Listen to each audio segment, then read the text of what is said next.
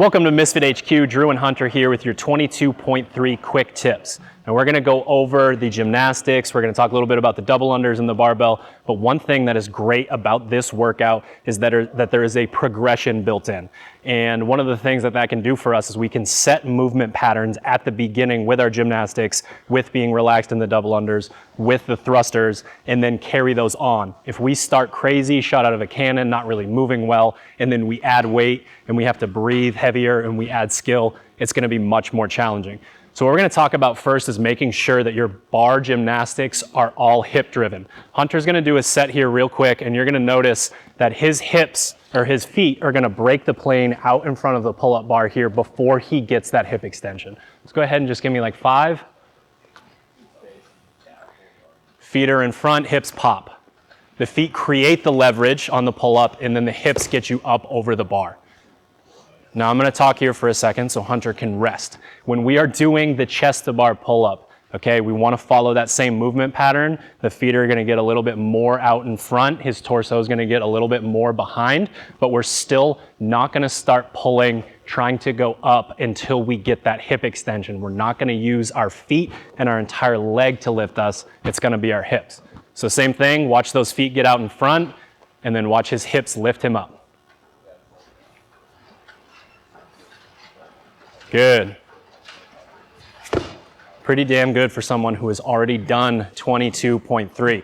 Now with the bar muscle up, while the technique is significantly different, we have set the tone already to know we need to gain leverage over our hip and then use it. Biggest difference here is as he is swinging back, instead of having his legs straight out in front of him, we're gonna ask him to create more leverage over the bar by driving his knees up towards the bar. So this time, make sure you watch as he is closing back behind that his knees get up towards the bar, then his hip goes to the bar.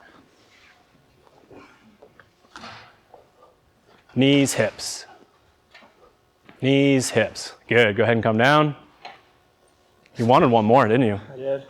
So again, we're following that progression. If we start on this movement and we're just flying through it, over pulling, using our legs instead of our hips, that is going to be more time under tension.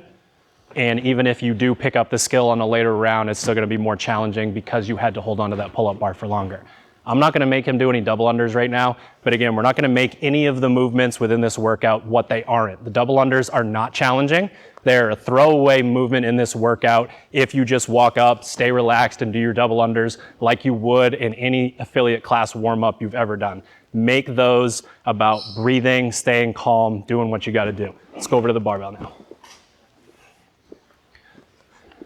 Setting up this movement pattern is really important in round one. What we see from a lot of athletes, either when it's light and they're not thinking about it, or it's too heavy, is that the hip extension is what is driving the movement.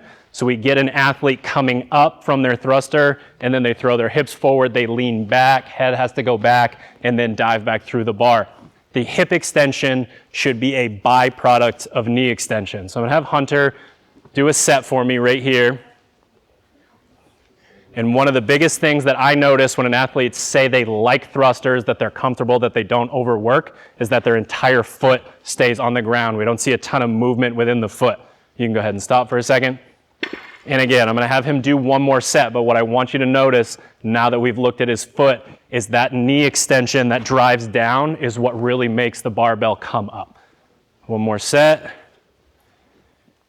Knee extension causes the hips to come open. He is using all that free energy by driving the bar off of his torso with his legs. Just because it's 95 pounds, he did not press. You can go ahead and put the barbell down.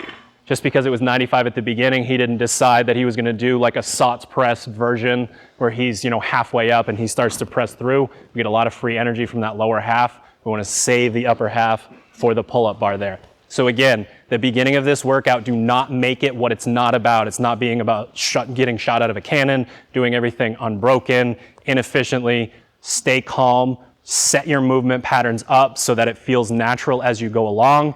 If you wanna know a great warm-up and a great cool down and all the strategies, make sure you check out the podcast. We'll see you there.